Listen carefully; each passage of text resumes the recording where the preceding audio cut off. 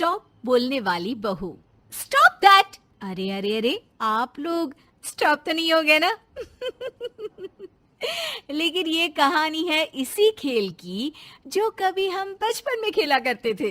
बैठी रहती है सारा दिन पत्थर की तरह। अरे पत्थर भी कभी कभी हिल लिया करता है। तू भी कभी कोई काम कर लिया कर बहू। मैं तो बहू नहीं भैंस ले आई हूँ। नीता सारा दिन घर का काम करती, कमर टूट जाती जब वो रात में बिस्तर में आराम करने के लिए लेटती। लेकिन मजाल है सास की, जो उसके काम की कभी झूठे मुंह भी तारीफ कर दे। हम लोग नसीब वाले हैं नीता बिटिया, जो तेरे जैसी बहू हम लोगों को मिली। पिताजी, यही आपका प्यार है जिसके कारण मैं इस घर में टिकी हुई हूँ। पर पता नहीं सासू माँ को मैं क्यों नहीं अच्छी लगती। अब तो 2 साल हो गए हैं शादी को।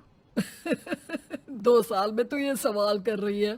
यहाँ मुझे 30 साल हो गए बिटिया।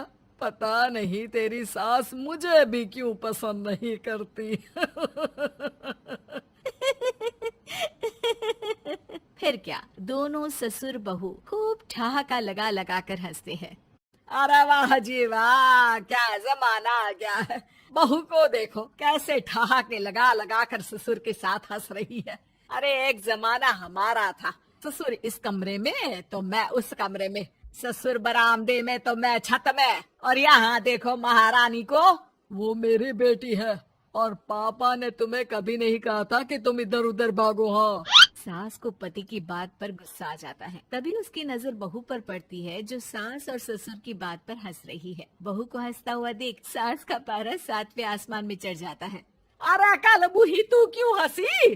तुझे कौन सी चुड़ैल चिपट गई तो हंस रही है? हम मियाँ बीवी का ये चलता रहता है, ये ना सोच के बीच में फूट पड़वा दी। अरे जी जाइए बाजार से छाछ ले आइए, और तू जाकर किचन में बेसन घोल कर पकोड़े बना ले, कड़ी बनानी है तुझे। सास बहू और पति को ऑर्डर देकर वहाँ से निकल जाती है। पति बाजार की तरफ और बहू किचन की तरफ। हाँ, सारा काम हो गया, अब बस आराम से टीवी देखूं। उधर सास, कढ़ी खाने का बिल्कुल मन नहीं था, लेकिन जब ये लड़की खी खी करके दांत दिखाती है तो गुस्सा आ जाता है। लगता है कि मुंह नोच लूं इसका। तभी सास के कान में बहू के जोर जोर से हंसने की आवाज आती है। सास का पारा फिर 7वें आसमान में चला जाता है। सास कमरे में जाती है जहाँ बहू टीवी में सीरियल देख रही होती है।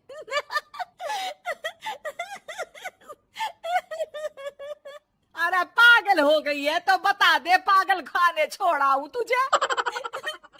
माँ जी, आइए ना, देखिए ना, आप भी ये सीन देखिए, कैसे बच्चे स्टॉप दैट खेल रहे हैं।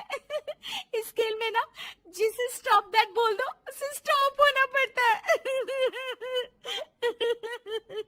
हाँ हाँ, बहुत खेला है मैंने भी इसे बचपन में। कोई इतने भी पुराने लोग नहीं है हम। हाँ, काश सासू माँ मैं भी ये खेल खेल पाती। सास को बहू की इस बात पर गुस्सा आ जाता है। यहाँ तो सारा घर फैला पड़ा है, रात के खाने की कोई तैयारी नहीं, और मैडम स्टॉप दैट खेलेंगी। हाँ, अरे चल जाकर छत धो। बेचारी बहू जो अभी तक टीवी पर ठहाका मार रही थी, झाड़ू लेकर छत पर पहुंच जाती है। खुले आसमान के नीचे बहू भगवान की तरफ देखकर कहती है, हे भगवान, ये तो बता दो कैसे मेरे अंदर भी कोई क्वालिटी आएगी जिसे देखो जब देखो कुछ न कुछ सुनाकर निकल जाता है।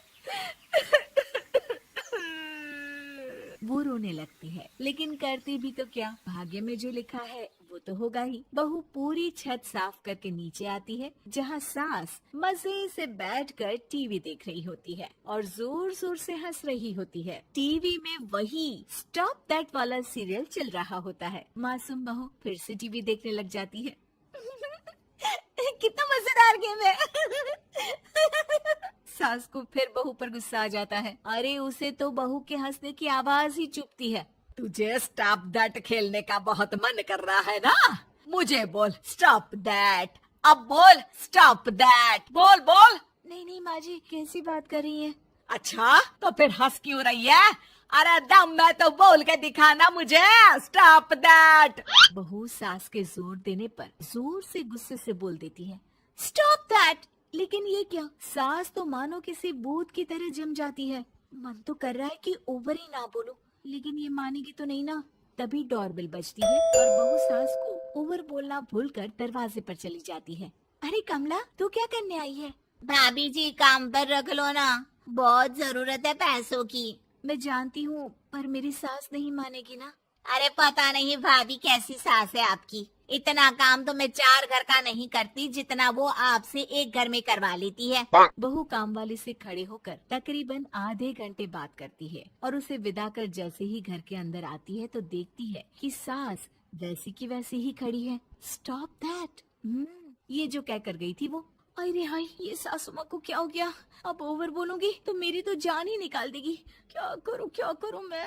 बहू उनका हाथ पकड़कर बेड पर लिटा देती है और फिर कहती है, ओवर। क्या मेरे सर पर खड़ी रहेगी अब? क्या मैं आराम भी ना करूं? जा यहाँ से, बोला है ना कमरे में आया मत कर। जब देखो कमरे में घुसी रहती है, अलमारी को घुरती रहती है। अरे कुछ नहीं देने वाली, ज्यादा वहम में मत रहना, समझी? माफ करिएगा, मैं आपको कुछ बोलती नहीं हूँ। इसका मतलब ये तो नहीं है ना कि आप कुछ भी बोलती रहेंगी। अरे वाह जी वाह, स्टॉप दैट बोलते बोलते जबान भी खुल गई तेरी। हाँ, खुल गई और बोलूंगी भी। Stop that. अब बोलो। लेकिन ये क्या? जैसे ही बहू ने बोला स्टॉप दैट, सास हो गई स्टॉप। हे भगवान, ये क्या हो रहा है सासू माँ? लेकिन बेचारी सास स्टॉप दैट में तो बोलती बंद हो गई उनकी। वाह जी वाह, लग रहा है कि अब सारा खेल मेरे हाथ में आ गया। बहू अब सास से स्टॉप दैट बोलकर कभी खाना बनवा लेती तो कभी घर साफ करवा लेती। अरे पता नहीं, मैं आजकल थकी थकी सी क्यों रहती हूँ। बीपी भी हाई रहता है, मन करता है सोई रहूं। और मैं डॉक्टर को लेकर आता हूँ। ये काम बहुत कर रही हैं, उम्र नहीं है आपकी इतना काम करने की। और ज्यादा काम किया तो काम तो मैं इतना कराऊंगी कि बस नाम की जिंदा रहेगी। बहुत जबान टपट टपट चलती है ना इनकी। ससुर जी समझ ही नहीं पाते कि क्यों उसकी बीवी की तबीयत खराब हो रही है। बहू शीशे के सामने कहती है, सारा काम हो रहा है, मजा ही आ गया। स्टॉप दैट होकर उनको पता ही नहीं चलता कि वो क्या कर रही हैं। अब तो जो चाहे जब चाहे सारा काम इन्हीं से करवाऊंगी। ये मेरा कमाल। क्या बोलती हूँ मैं? Stop that. बस जैसे ही बहू शीशे के सामने ये शब्द बोलती है, भूत बन जाती है। होली की आत्मा। बचपन से शहर में रहने वाला मनोज इस साल होली की छुट्टियों में अपने गांव दुर्गापुर वापस आता है, जहां उसे देख पूरा गांव खुशी से झूम उठता है। जब गया था तब इतना सा था, और अब देखो कितना बड़ा हो गया है। हाँ सरपंच जी, जब मैं गया था तब आप भी बहुत जवान थे, और अब देखो कितने बूढ़े हो गए हैं आप। चलो चलो बढ़िया है, बच्चा घर वापस आ गया। इसी खुशी में आज रात पार्टी होगी। क्या बात है, गांव में भी पार्टियां होने लगी। वैसे अगर पार्टी की बात है तो आज क्यों सीधा होली पार्टी करते हैं। होली पार्टी की बात सुन चहल पहल में अचानक सन्नाटा छा जाता है, जिसे देख मनोज को कुछ अजीब लगता है। लेकिन तभी सरपंच बात पलट देता है। अब बहुत देर हो गई, चलो सब अपने घर चलो, पार्टी के बारे में कल सोचेंगे। मनोज भी मम्मी पापा के साथ घर आ जाता है, पर होली पार्टी और उस पर पूरे गांव की खामोशी वाली बात अभी तक उसके जहन से निकलती नहीं।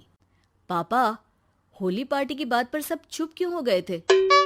अरे होगी उनकी कोई अपनी बात, मुझे गांव की पंचायत ही थोड़ी पता है। थक गया हूँ, चलो सो जाते हैं, कल बात करते हैं। पापा की बात मानते हुए मनोज भी सोने चला जाता है। आज तो छुपा लिया, लेकिन हफ्ते बाद जब होली का दिन आएगा तब इसे कैसे रोकोगे?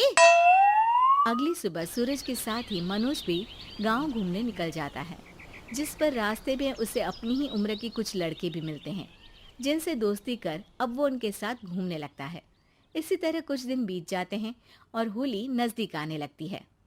दोस्तों, होली में 4 दिन ही बचे हैं, पर गांव में उसकी कोई तैयारियां क्यों नहीं दिख रही? क्योंकि यहाँ होली नहीं मनाई जाती। अरे पर ऐसा क्यों?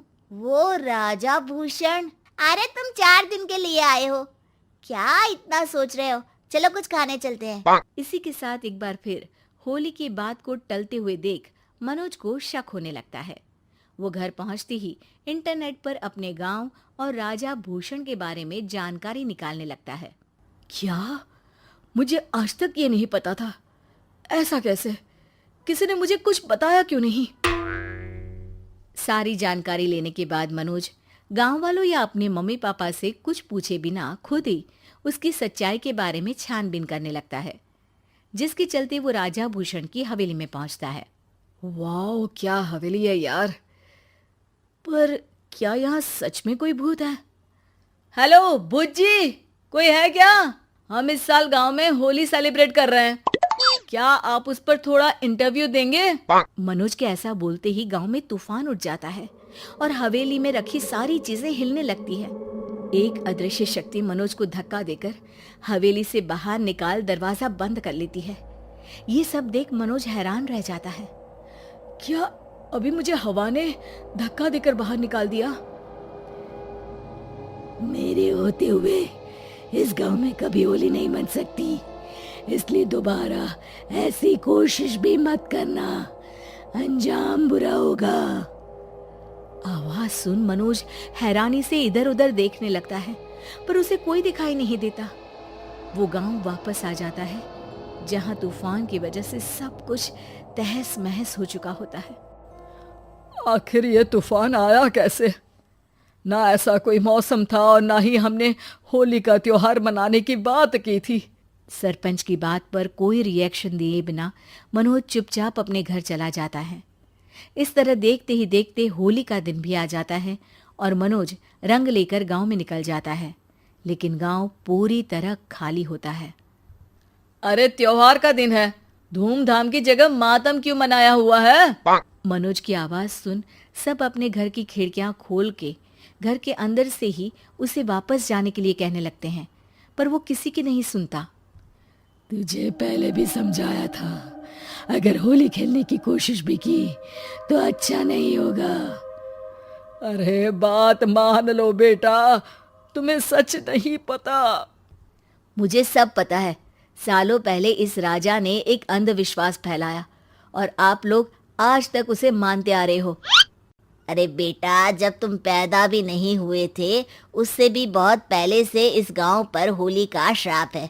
अगर गांव में होली का त्योहार मनाया जाता है तो प्रलय आना पक्की बात होती है। राजा भूषण इस सब में नहीं मानते थे और त्योहार मनाने लगे, जिसके चलते होली वाले ही दिन पहले उनके बेटे की और फिर उनकी मृत्यु हो गई। तभी से गांव की रक्षा के लिए उनकी आत्मा उस हवेली में रह रही है। सबकी बातें सुन मनोज उलझन में पड़ जाता है। सोचना भी मत मनोज, अगर तुमने इस परंपरा को तोड़ने की कोशिश भी की तो उसका परिणाम इस गांव और गांव के लोगों के लिए अच्छा नहीं होगा। मुझे भी यकीन नहीं हो रहा कि आप लोग एक बेतुकी बात को मानकर सालों से रंगों के त्योहार को मातम की तरह मनाते आ रहे हो। मनोज किसी की कोई बात ना मानते हुए पूरे गांव में रंग बिखेर देता है, जिसके तुरंत बाद वहां तूफान के साथ बिजलियां गरजने लगती है। अचानक मौसम में ऐसा बदलाव देख जहां मनोज कंफ्यूजन में आ जाता है, वहीं गांव वाले डर से सहम जाते हैं।